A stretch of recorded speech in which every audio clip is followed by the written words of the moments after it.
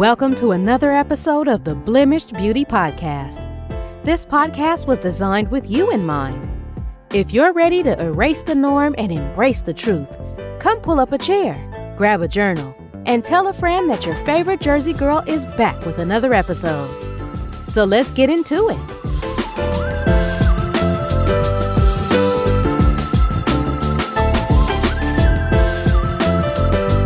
Hey, y'all. So today I have the pleasure of sitting down with Miss Tammy Nicole. She is an empowerment coach, a therapist, a journal creator, and an owner of her very own mental health agency. She is also the host of a podcast called Loving Me Before I Love You. Tammy Nicole is a builder of women, and I am super excited to have her with me to give us some tips on self-care and self-love. And once I play the intro music for her, I will bring her to the stage and we'll get into the conversation.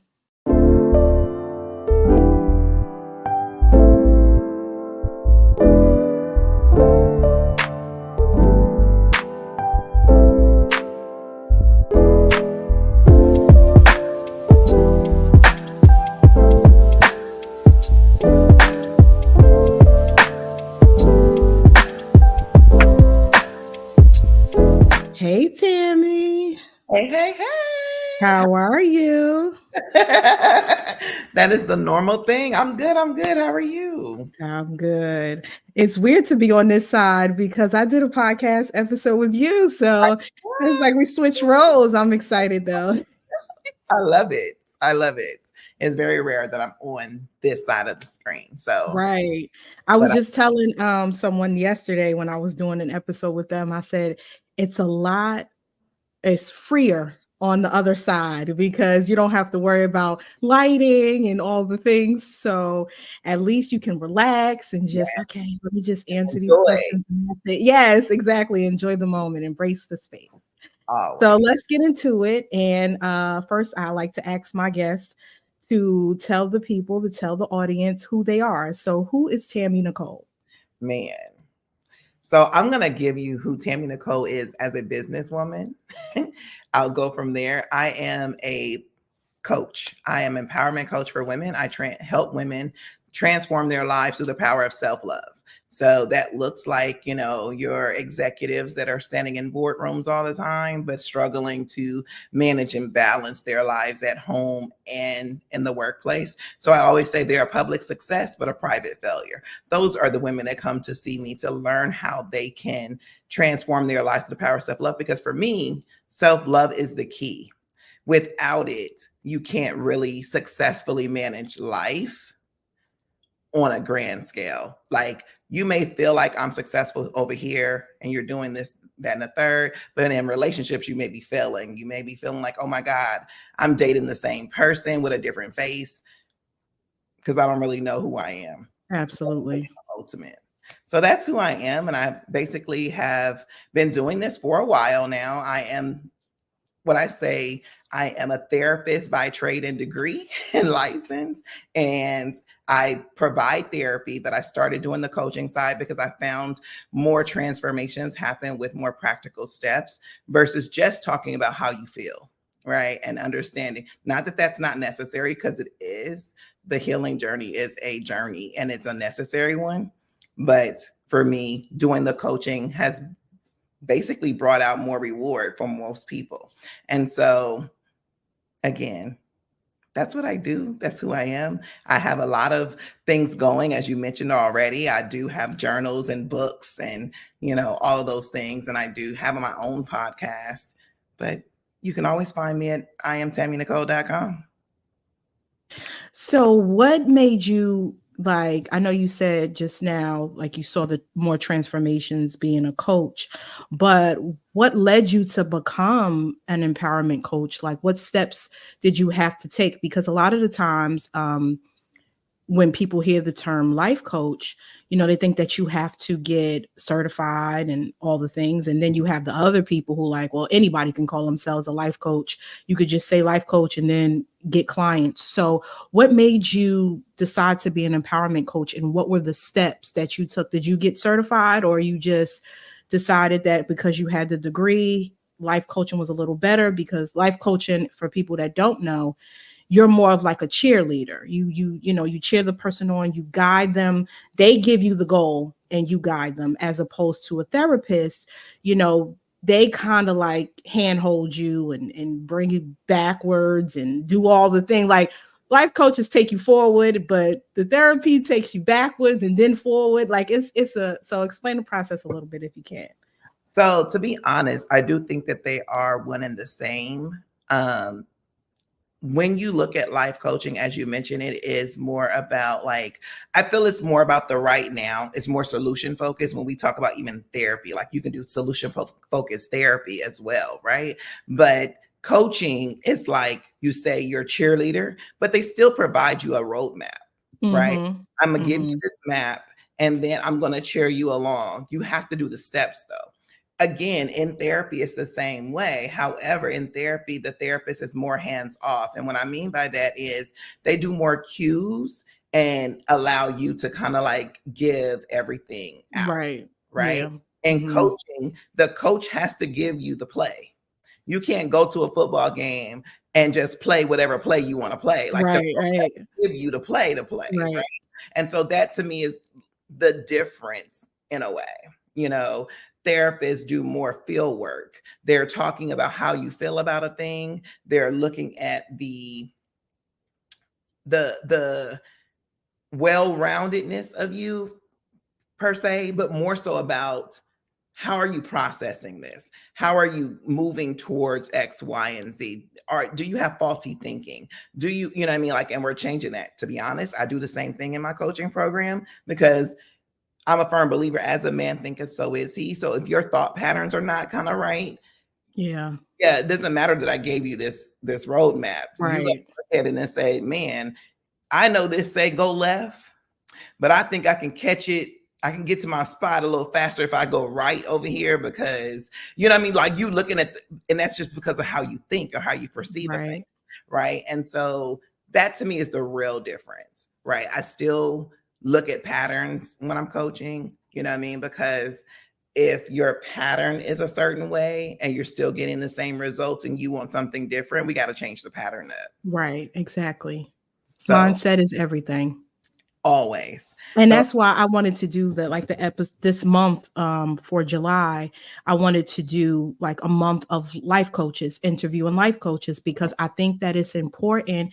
I was again telling the same person that I interviewed yesterday, a lot of the times when we grow up, we were taught to kind of just like suck it up, move forward, keep pushing. And it's like that cartoon, like when they was sweeping and they was cleaning and they would sweep everything under a rug and they would like build like this big pile.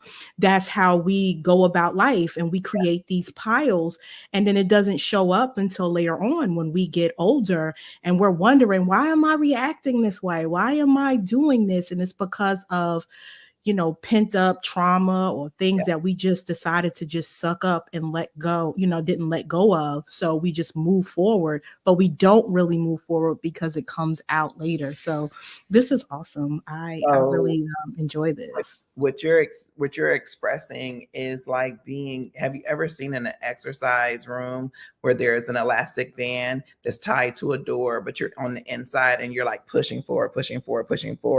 And then, but if you stop, you fly back.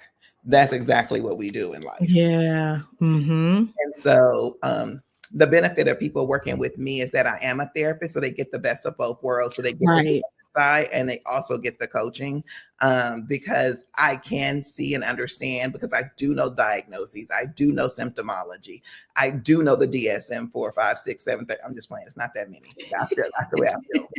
I was about to say, don't scare me, because I'm like, don't scare me. Yeah, but I do know it. And I stay abreast of the different changes that happen.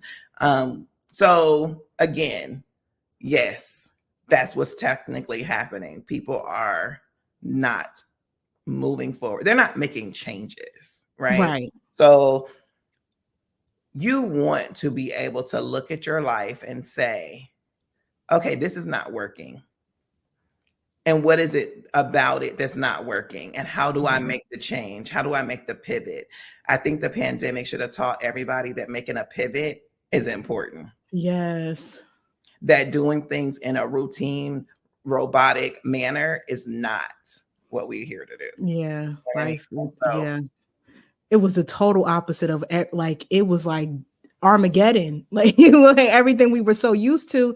And then too, the pandemic actually allowed you to see your relationships with people and girl, if this person that I'm with is, the one, cannot tolerate this person for real, because school or jobs or stuff, they're distractions.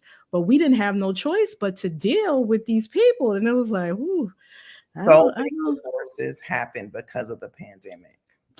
yeah. Because, as you just mentioned, people don't ever take the time to really get to know the individual they're in a relationship with, yet alone get to know themselves, right?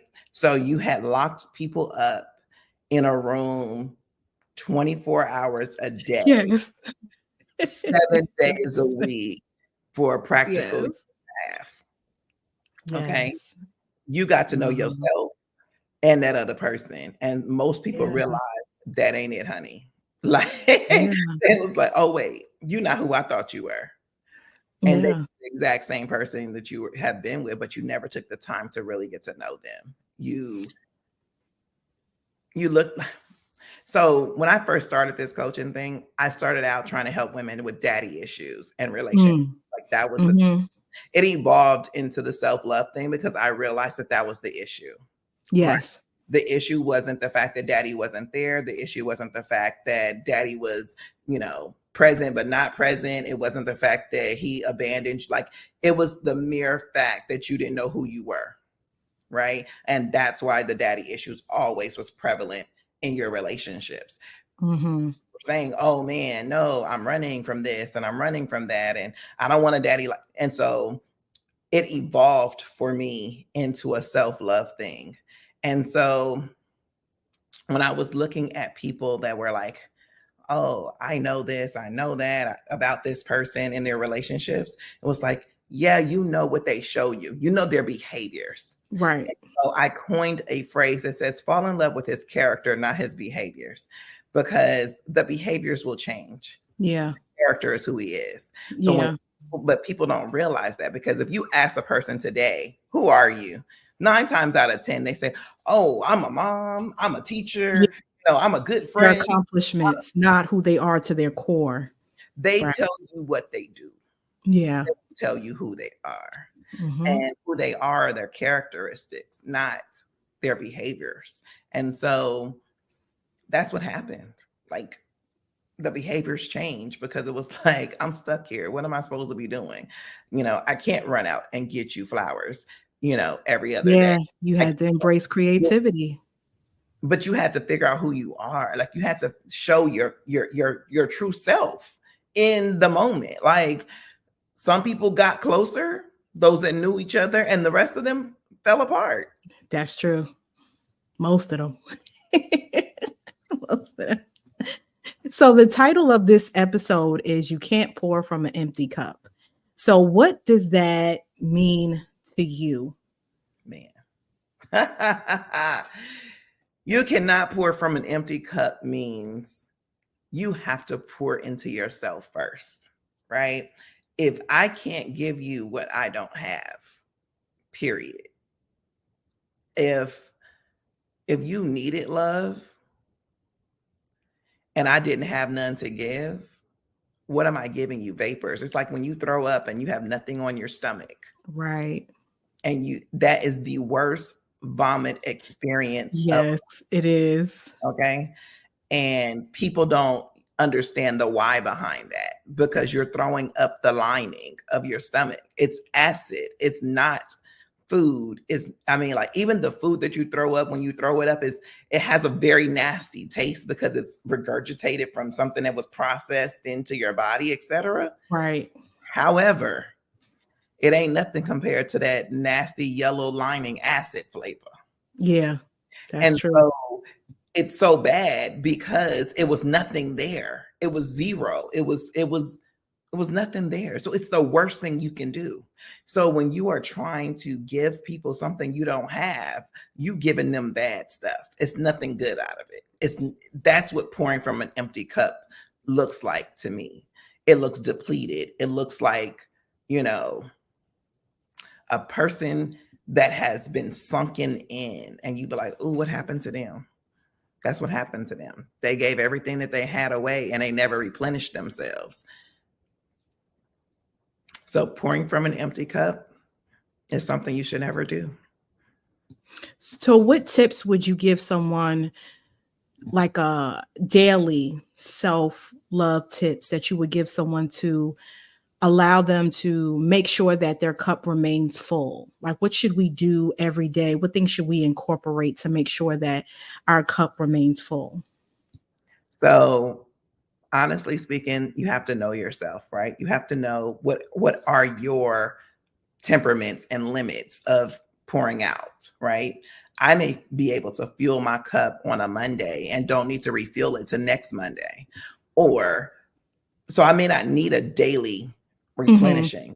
But if you do, right? Do something for you every day. Be strategic and schedule your day out. Take Right. moments for you. So if you are a person that runs on empty every day because you like giving 100% of yourself every day, then you need to schedule time for you. That's number one. And you can do whatever makes you feel good, whatever makes you feel happy, whatever makes you feel at peace. That can be anything from taking 30 minutes alone in solitude in the dark, know nothing, or you may need music, Right. to like fill your spirits, but it's your time, right? So be intentional about yourself. But to start that, you must get to know who you are. What are the things that you like? What are the things you enjoy? What are the things that make you like, oh man, that boosts my spirit? Like sometimes people can just walk outside and feel the sun and get a burst of energy. And if that's what you Yeah. need to do, then you're taking a walk every day. You know what I mean? You need to be able to identify what is it that fuels me. If your fueling pump comes from being around people, then you need to find which people fuels that pump. Not just, oh, I just need to be in the space, so I'm just going to be around kids. Or, oh, I just need to, you need to figure out what it is that does not require you to do additional work. So you cannot be fueling yourself and spending the energy. Just like you should not go to a gas pump and put gas in a car and leave the car running. You should turn that thing off. Right. So it can fuel properly. That part. So for daily activity to fuel yourself, I would simply say, figure out what you need, figure out what you enjoy and what actually fuels your button, and schedule it. Schedule it. If you need over intense things, date yourself. A lot of us don't know who the heck we are. I actually created an ebook because I have a whole course about self-love, etc. But I created an ebook that that talks about dating yourself, and it dates yourself for mind, body, and soul. What can I do for mindful dates? What can I do for soul dates? What can I do from body dates? Of course, body dates are going to look like things like going to get a massage, etc. Mindful dates are going to look like, oh, I'm going to sit in solitude. I'm going to meditate. I'm going to listen. do some affirmations. You have to figure out who you are. But you got to date yourself. You got to figure out, oh, okay, I don't like that. I like this, and being okay with your flaws. Yeah, that's a good one too, because I'm actually going to talk about that in this season as well, because we have to embrace them. That's what makes us unique. That's our, our stamp. It's like a dimple. That is the purpose of this podcast, the Blemish Beauty, because a lot of us are beautiful on the outside, But, blemishes, when you think of makeup and all the things, Mhm. that hides like acne and high pigmentation and all that. But what about those daddy issues? What about the flaws? I don't like this, or I don't like that, or will cover up you're not feeling well today, so they'll say, oh, I'm okay, and you're not okay. And Right. it's fine to not be okay. You have to take the tools necessary to make sure that you understand it's just a moment, it's not my whole life. Like, let me just breathe, take a second, regroup, and I'll be back again at it tomorrow. And that comes with knowing yourself, knowing who you are, knowing how long this season or this moment will last. Yeah, so that's good. I like that. Then the last question I have for you is, what tips or what advice do you have for someone who struggles with feeling guilty, or the feeling of selfishness when they prioritize themselves? Because, as moms, we deal with mom guilt a lot. And when you say prioritize yourself, sometimes we know if we're working hard and we're working on our feet, we'll go and want to get a pedicure, but we don't want to spend that extra $25 to $35. We'll put it towards the kids, and she might feel guilty. So what advice would you give anyone who's feeling that way? Don't. And period. And period. And period. People ask me that Don't. all the time, and my answer is don't. It's really as simple as that is. It's just as simple as saying no, right? No is a powerful word that we choose not to use often. But Yeah. you have that mom guilt or self-love guilt, it's don't, because you matter, Yeah. right? It's perception is everything, and how you perceive a thing is what it is. So if you don't perceive it as something bad, the guilt doesn't come. Self-love, selfishness in reference to taking care of yourself is a necessity. It's not an option.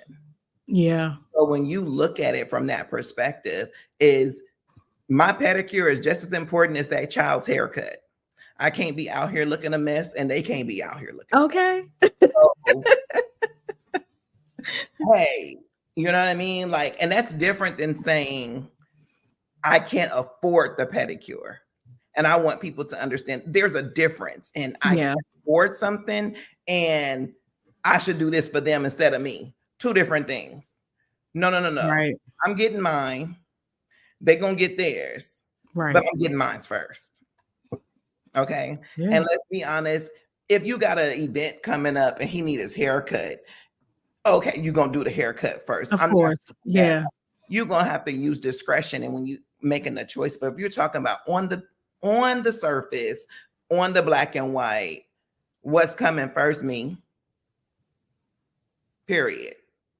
There's no other option. And your children see that. I literally did a session with a young lady yesterday, and we were talking about how the lack of respect that come from kids when you ain't taking care of your own self. Like, you have to set boundaries for you, and you have to show that you take care of you. And she compared the fact of how her kids treat her versus how they treat her husband. And her husband has a no nonsense, no tolerating process for himself.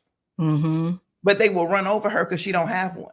Yeah. And, I said, if you let yourself go, if you don't do things for you, nobody else will either. So if I look at you and you look like you're not taking care of you, I'm not taking care of you either.